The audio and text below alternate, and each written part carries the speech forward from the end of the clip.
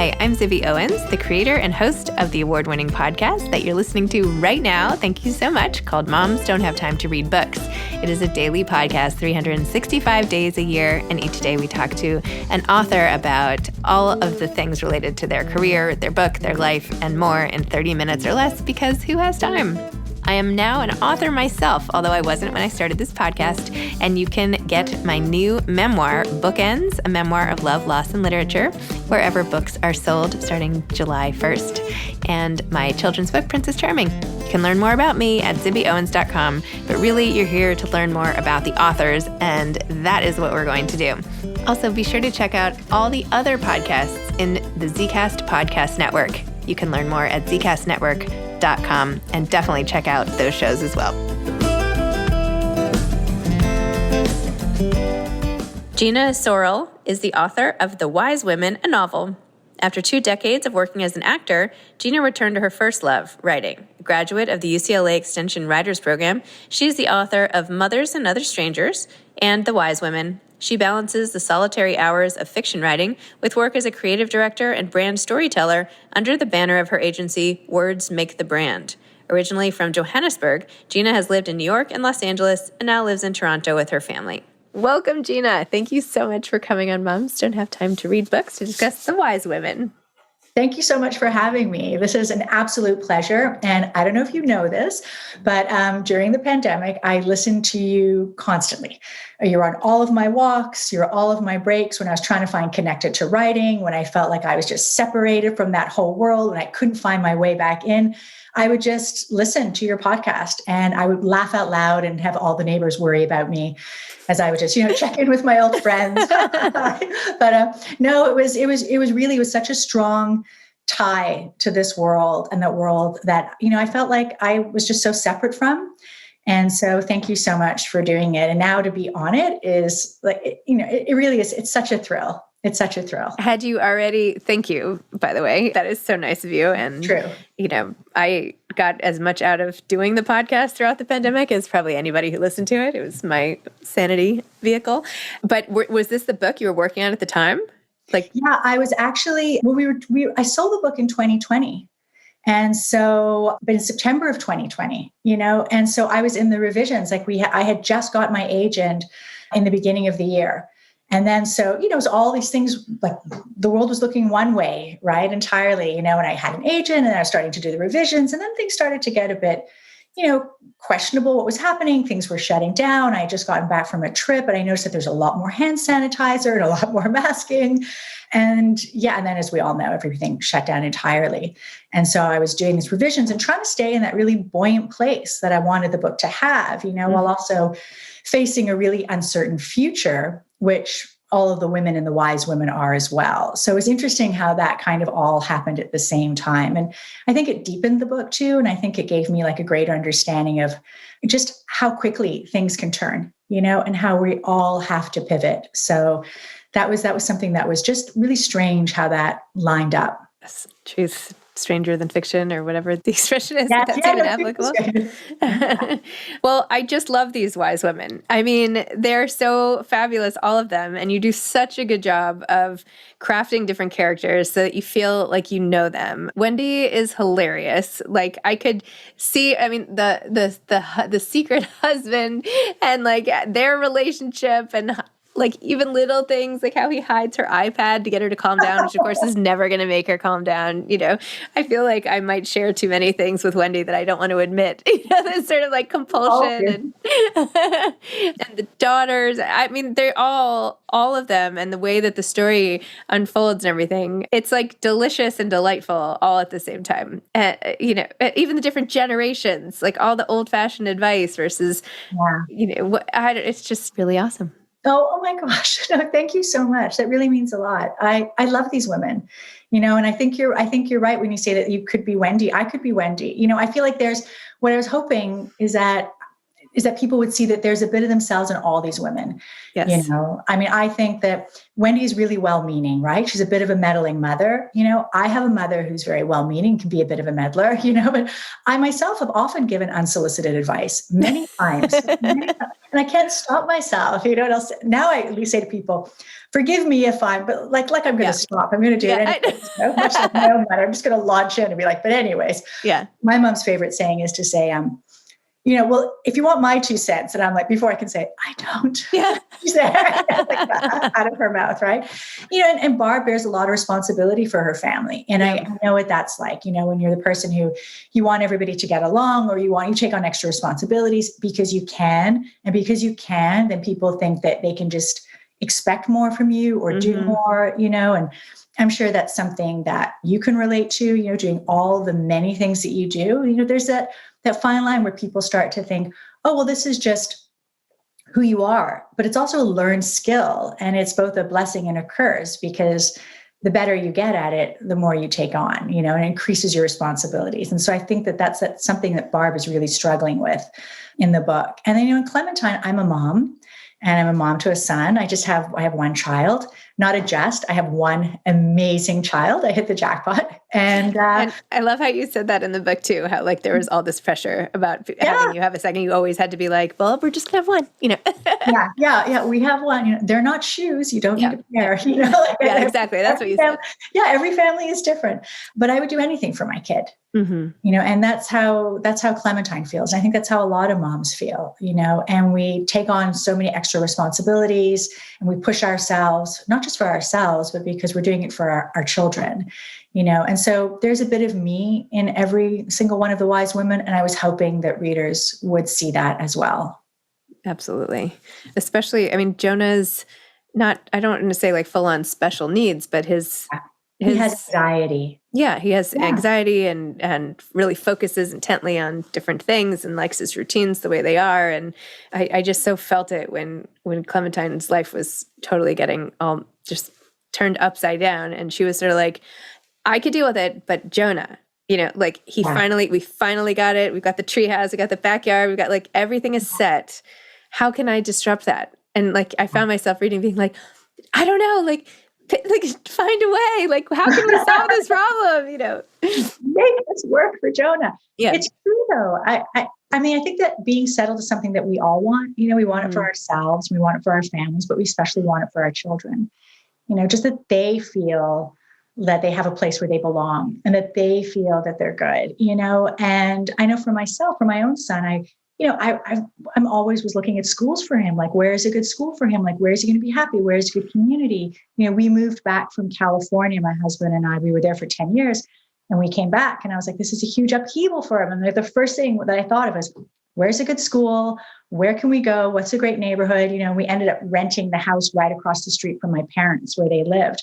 Because I was like, okay, here's some anchors, and you want to give your children those anchors. So that was something that that came out in the book for sure for me. What part of California were you in?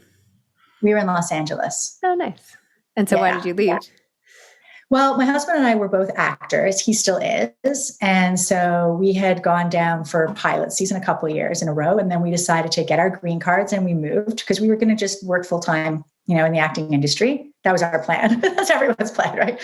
And then in my first year there, I really struggled. Like, I didn't love Los Angeles the way that I thought I would love Los Angeles. I loved New York. I moved to New York, for theater school when I was much younger.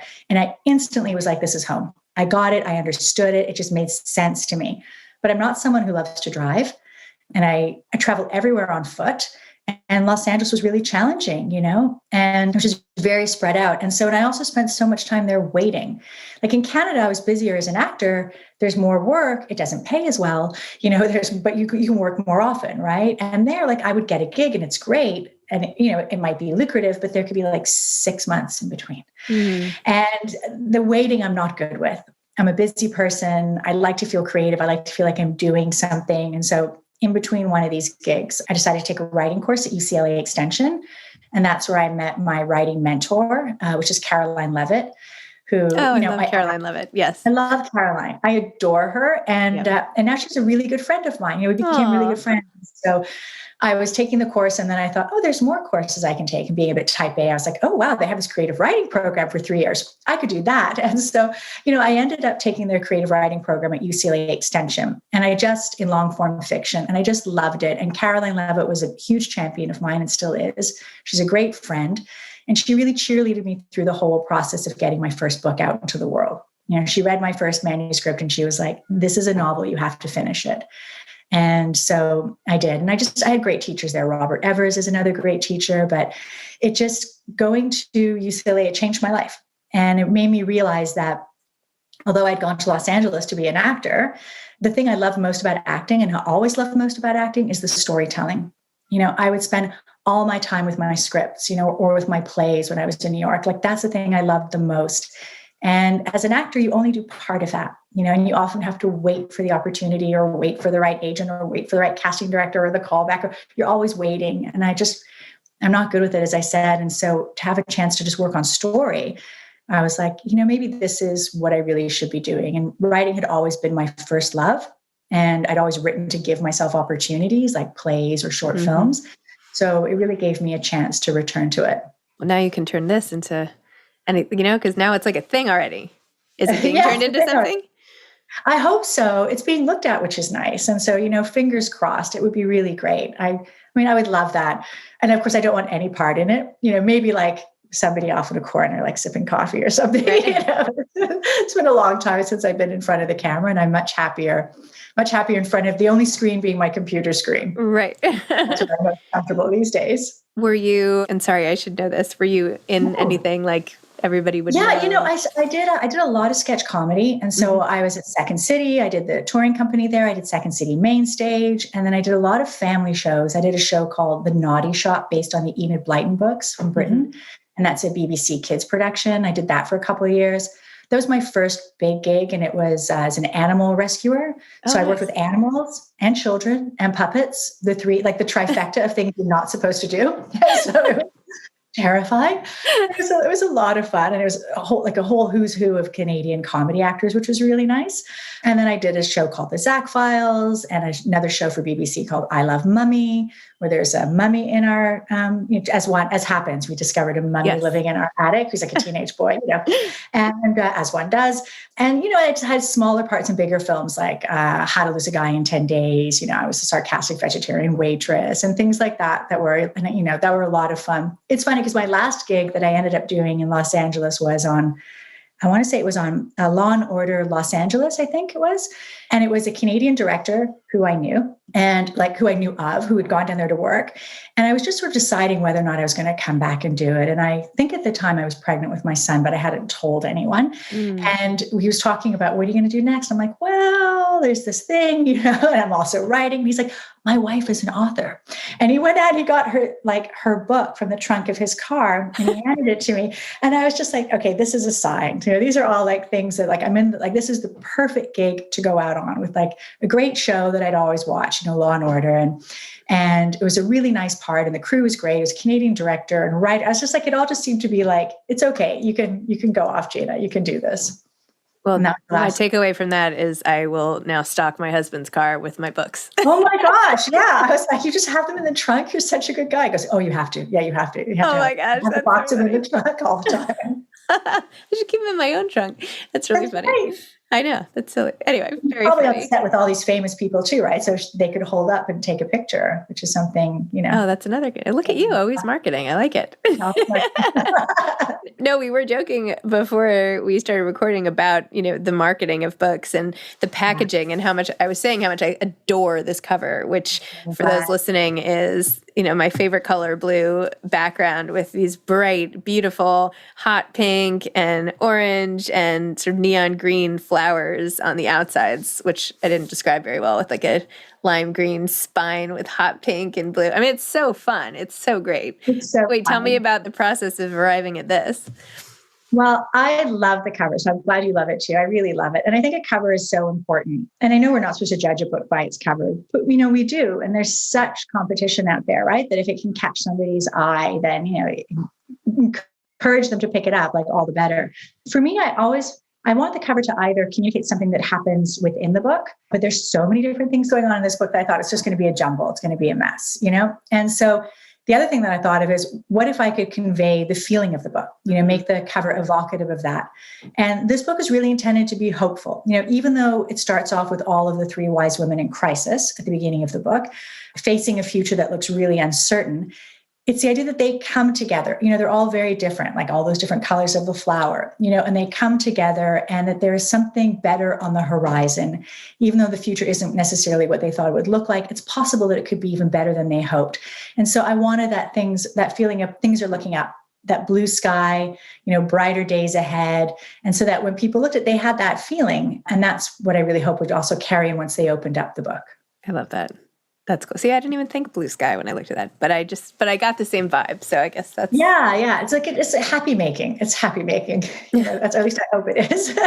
And have you been surprised by sort of the machinery required to get a book into the world so far? Yeah, I have, it's interesting because this is, in many ways, it's my debut because it's my first at a big house, but I had a book before this 5 years ago, a much smaller book called Mothers and Other Strangers.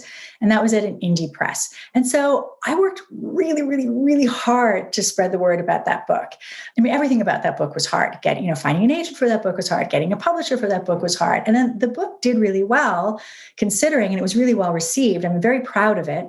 Had nice reviews and all of that goodness. But I felt like I pounded the pavement. Like, talk about like having books in the trunk of your car. Like, that was me. I was like, oh, hey, I noticed you've got this little free stand here. What, would you like a book here? Would you like a book? I could consign you some books. I remember going into bookstores with my book and being like, I could just give you 10 copies. And if you don't sell them, you can just give them back to me. And they're like, okay, it's not how it works. So, people were really great about it, but I was really pounding the pavement because we had limited resources, so I had hired an independent publicist and we worked, sort of hand in hand, and everybody did as much as they could, but it was all hands on deck. So this time around, I'm at a much bigger publisher. I'm with HarperCollins, and they're wonderful, and they've been incredibly supportive, and it's a really great team. But I still hired an independent publicist because that's just what I know, and that's how I feel comfortable. And I like to be really involved, and I can't annoy them all the time at HarperCollins, but, and so I guess I just felt like it would be maybe easier in some ways to launch a book in the world. And I don't think it is. I think it's always all hands on deck, because it's like I've taken that whole experience and I've just put it into another sphere. There are more books, there's more exposure, the stakes are higher. The authors who I'm hoping to share shelves with, are at a higher, you have a higher profile. So I feel like everything has been raised in terms of stakes and expectations, especially, and on myself as well. So that has been it's been really demanding, and it's part of the process. And I'm so used to, I told myself I wasn't going to use this word as much anymore, but it really does fit, of hustling. I'm so used to hustling and getting the word out and making my own opportunities and creating that now I'm just bringing all of that to a team that can really run with it as well and support me with that. So that's been a really positive change, but it's a lot, as we were talking earlier, you have to get people to go from, hey, I heard you have a book, to, oh, I saw you've got this great review. That's so excellent. Oh, I saw your book in the bookstore. To then buy the book, which is challenging. And I know that not everyone can buy books. So I'll say things like, request it at your library. If you can get them to buy a copy, that's great. And if they see that copy is taken out, then maybe they'll buy 5 or 10 or 15, but it's just, I have friends who will say, I'm just going to wait till the paperback. And I think, okay, but so far from now, we'll see what happens. And I have other friends, I have a bunch of friends who are like, yeah, I bought 10 copies and that's it. I'm giving it to everybody for their birthday. This is it, and these poor people, every time I write a book, they know this is all they're getting for their birthday. A couple of my girlfriends are like, oh, we're getting your friend's book again. Yep, you're getting my friend's book. Happy birthday, happy Thanksgiving, whatever it is. It's, one of my friends is actually an old neighbor of mine. She's lovely. She said, you know what? I just decided that nobody needed any more wine when they invited me over for dinner. So I brought them a book instead. And I said, oh, that's great. Thank you. And she did that for a whole year. And she was very popular. So it made a difference. I was going to say. This one woman's social life, making or breaking a book, She moved me on up. Moving a market. That's right. Oh, yeah. It's challenging. And you have a new book out, right? So you have Princess Charming out, which is beautiful. And I can see it behind you. Oh, thank you. Yeah, I have to take them off the shelf. Yeah, I have a new book out. But and it's a lot of work. Yeah. It's a lot of work. It's a lot of work. But yeah, it's so funny because I remember being in high school, my high school English teacher had a book come out. And I think by that point we were all in college. And so a bunch of us went to his reading at Barnes & Noble or something like that. And of course, I bought the book, right? We all brought them. He was signing, blah, blah. And then my one friend was like, she went right up to the counter and she's like, I'm going to wait for the paperback. And I was like, you can't say that. And she's like, what do you mean? And she's like, I always wait for the paperback. I was like, but you can't just go up to the author and then not buy the book when he's trying to sell the book. But anyway, but actually, it's fine. A lot of people only want paperbacks, which is fine. But then I was even talking to people, I'm like, why doesn't everyone just release a paperback at the same time as a hardback? Yeah. It is interesting. When I did Mothers and Other Strangers, it was only released as one of those beautiful trade paperbacks, right? Yep. It was gorgeous, but that's how they were doing it. And it did, I think, help people. They had no choice. There was no waiting. They had nothing to tell me. They had to get it. But but I get it. There are so many books out there. It's so hard, and books can be expensive. And, I don't blame anybody for doing whatever they do. I just hope that they read it. And even if they like it, maybe they can just spread the word. Or if they're not buying it for themselves, they can say, oh, my friend read this book. You would love it for your book club. All of that goodwill, all of that support and that cheerleading in whatever way is available to them really does make a big difference. Totally. Yeah. Amazon, all the reviews, everything makes a difference. Yeah, it all makes a difference. It really does. I have I have friends and family who go into the bookstores, and if they see that it's, not displayed in the way that they like, they shift it, or they'll turn the cover out so it faces the person rather than being in the shelf, Yeah. Then they'll send me a picture, and that just, it keeps us going, right? It's just nice to know. The market has turned all the authors into these covert operatives. What can we do to help it along? Well, you do it to help it along, right? You have this podcast. Yes, I'm trying. And, with the publishing company, we're trying to do things differently to help, but it is hard. And, but all I can do is try. So better than not trying. So yeah, exactly. And I think it all makes a difference. Yes, I think it all makes a difference. Will there be any follow-ups with the Wise Women? Are you carrying their story on in any way? Are you doing a different book next? What's your plan? I've had a couple people say, oh, I'd like to know what happens next with these women. And I think, for me, I wonder about also what happens next with them, but I loved spending time with them, and I think that it was the books, the book picks up right as they're all in crisis, right? At the beginning of the book, it all takes place in New York City. It picks up all when these women are different crises in their lives, and they all have to rally together and, overcome their hurts and obstacles and face this uncertain future, move forward. And I know that logically it makes sense that then where do they go from here? And I've had some people say, I'd love to see where Wendy goes next. I'd love to see where some of the extra characters like Samantha Love, the influencer, what happens to her? What does she do next?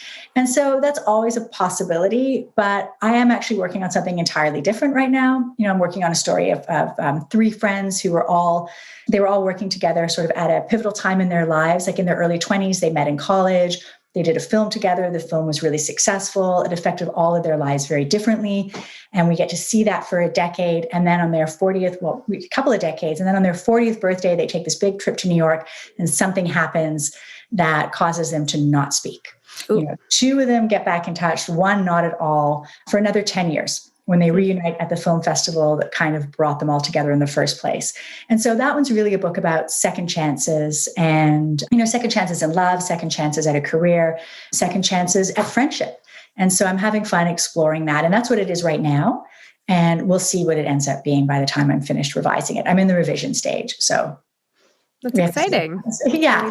It is exciting. And I think that's the best thing to do when you're writing is to write something else, it's just to have something else going, so you're not perseverating on what's going on over here with my book and all of that stuff. There's just always, that's the only thing you can control is the writing.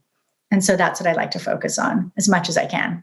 That's true. It's 100% true. Well, for anyone listening, The Wise Women with this bright blue and pink and orange cover, you will see it at your bookstore. Face it forward. That's right. Buy a copy or take a picture of you with it, at least to help spread the word or something like that. And yeah, congratulations, Gina. It's really awesome. I really love the way you write. I'm going to go back and get your other book now. And yeah, I can't wait to see what you come up with next. I'm so glad. Thank you so much. I really appreciate it. No problem. It's so great to be here, and best of luck with your book. Thank you. Yeah, we'll have to chat again and see. Well, I'll see you pounding the pavement, holding up, pictures of your book, and I'll be doing the same. Yes. This is summer. All right. Okay, Gina, take care. Have a great day. Okay, bye-bye. Thanks for listening to this episode of Moms Don't Have Time to Read Books. Don't forget to follow me on Instagram at Zibby Owens and at Moms Don't Have Time to Read Books. Also sign up for my newsletter at zibbyowens.com and sign up for my virtual book club and meet lots of authors on Zoom every other week. Thanks so much to Steve and Ryan at Texture Sound for the sound editing. And thank you to Morning Moon Productions for providing this fantastic intro and outro music.